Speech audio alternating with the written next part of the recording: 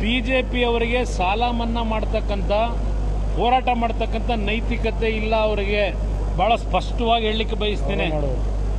ಬಿಜೆಪಿಯ ನಾಯಕರುಗಳಿಗೆ ಕೇಳಲಿಕ್ಕೆ ಬಯಸ್ತೇನೆ, ನಾನು ಸಮ್ಮಿಶ್ರ ಸರ್ಕಾರದಲ್ಲಿ ಅವರ ಜೊತೆ ಸರ್ಕಾರ ಮಾಡಬೇಕಾದ್ರೆ ರಾಜ್ಯಪಾಲರ ಭಾಷಣದಲ್ಲಿ ನಾನು ಸಾಲ ಮನ್ನಾ ಬಗ್ಗೆ ನಾನೇನೋ ಒಂದು ಪ್ಯಾರಾ ಸೇರಿಸ್ತೀನಿ, ಅದನ್ನು ತೆಗೆದಾಕಬೇಕು ಅಂತೇಳಿ ಕ್ಯಾಬಿನೆಟಲ್ಲಿ ತೆಗೆದಾಕಿಸ್ತಾರೆ. ನಾನು ಸಾಲ ಮನ್ನಾ ಮಾಡಲಿಕ್ಕೆ ಹೋದಾಗ ವಿರೋಧ ಮಾಡಿದಂಥವ್ರು.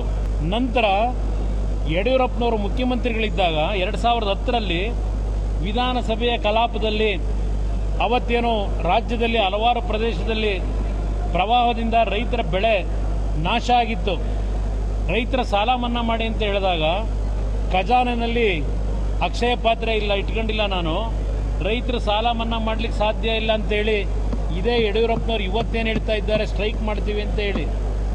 ಅವತ್ತು ವಿಧಾನಸಭೆಯ ಕಲಾಪದಲ್ಲಿ ನಮ್ಮ ಬೇಡಿಕೆಯನ್ನು ತಿರಸ್ಕಾರ ಮಾಡಿದ್ದಾರೆ. ಅವರು ಎಂದೂ ರೈತರ ಸಾಲ ಮನ್ನಾ ಮಾಡಲಿಲ್ಲ ಯಡಿಯೂರಪ್ಪನವರು.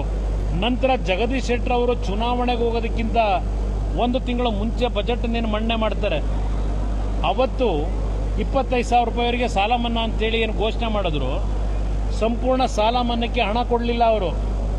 ಆ ಸಾಲ ಮನ್ನಾ ಮಾಡಲಿಕ್ಕೂ ವ್ಯಾಟ್ನಲ್ಲಿ ಅವತ್ತೇನು 0.5% ಏರಿಕೆ ಮಾಡೋದ್ರ ಮುಖಾಂತರ ವ್ಯಾಟನ್ನು ಆ 3,800 ಕೋಟಿನ ಮ್ಯಾಚ್ ಮಾಡ್ಕೊಳ್ಳಿಕ್ಕೆ ರಾಜ್ಯದ ಜನತೆಯ ಮೇಲೆ ತೆರಿಗೆ ವಿಧಿಸ್ತಾರೆ ಇವರು, ಆ ಸಾಲ ಮನ್ನಾ ಘೋಷಣೆ ಮಾಡಿ.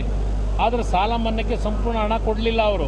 ಅವತ್ತು ಅವರು ಆ 0.05% ಏನು ಘೋಷಣೆ ಮಾಡಿದ್ರು, ವ್ಯಾಟ್ನ ಏರಿಕೆ ಮಾಡಿದ್ರು, ಇವತ್ತು ಈ ಸರ್ಕಾರವು ಅದನ್ನು ಮುಂದುವರಿಸ್ಕೊಂಡು ಹೊರಟಿದ್ದಾರೆ.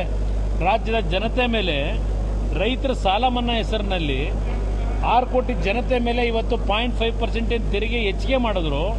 ಅದನ್ನು ಈ ಸರ್ಕಾರವು ಮುಂದುವರಿಸ್ಕೊಂಡು ಹೋಗಿ ರೈತರ ಹೆಸರಿನಲ್ಲಿ ಮತ್ತೆ ತೆರಿಗೆ ರೂಪದಲ್ಲಿ ಜನತೆ ಮೇಲೆ ಹೊರೆ ಹೊರಿಸಿದ್ದಾರೆ. ಇವತ್ತಿನವರೆಗೆ ಅದನ್ನು ತೆಗಿಲಿಲ್ಲ. ಕೇಂದ್ರ ಸರ್ಕಾರದಲ್ಲಿ ಬಿಜೆಪಿಯ ಸರ್ಕಾರವೇ ಆಡಳಿತದಲ್ಲಿದೆ. ರೈತರ ಕಷ್ಟಗಳು ಗೊತ್ತಿದೆ. ಇವತ್ತು ಬಿಜೆಪಿ ನಾಯಕರು ಇಲ್ಲಿ ಪ್ರತಿಭಟನೆ ಮಾಡೋದಲ್ಲ, ಹೋಗಿ ಪಾರ್ಲಿಮೆಂಟ್ನ ಮುಂದೆ ಅವರು 17 ಜನ ಸಂಸತ್ ಸದಸ್ಯರೇನಿದ್ದಾರೆ ಪ್ರಧಾನಮಂತ್ರಿಗಳ ಮೇಲೆ ಒತ್ತಡ ಹಾಕಿ ಕೇಂದ್ರ ಸರ್ಕಾರದಿಂದ ನಮ್ಮ ರಾಜ್ಯ ಸರ್ಕಾರದ ರೈತರ ಸಾಲ ಮನ್ನಾ ಮಾಡ್ತಕ್ಕಂಥದ್ದಕ್ಕೆ ಹಣ ಬಿಡುಗಡೆ ಮಾಡ್ತಕ್ಕಂಥದ್ದಕ್ಕೆ ಅಲ್ಲಿ ಹೋರಾಟ ಮಾಡಬೇಕು. ಇಲ್ಲಿ ತೋರ್ಗಾಣಿಕೆಗೆ ರೈತರ ಮುಂದೆ ಸಾರ್ವಜನಿಕವಾಗಿ ಇಲ್ಲಿ ಪ್ರತಿಭಟನೆ ಮಾಡಿದ್ರೆ ನಿಮ್ಮನ್ನ ಯಾರೂ ನಂಬೋದಿಲ್ಲ. ಬಿಜೆಪಿ ನಾಯಕರನ್ನ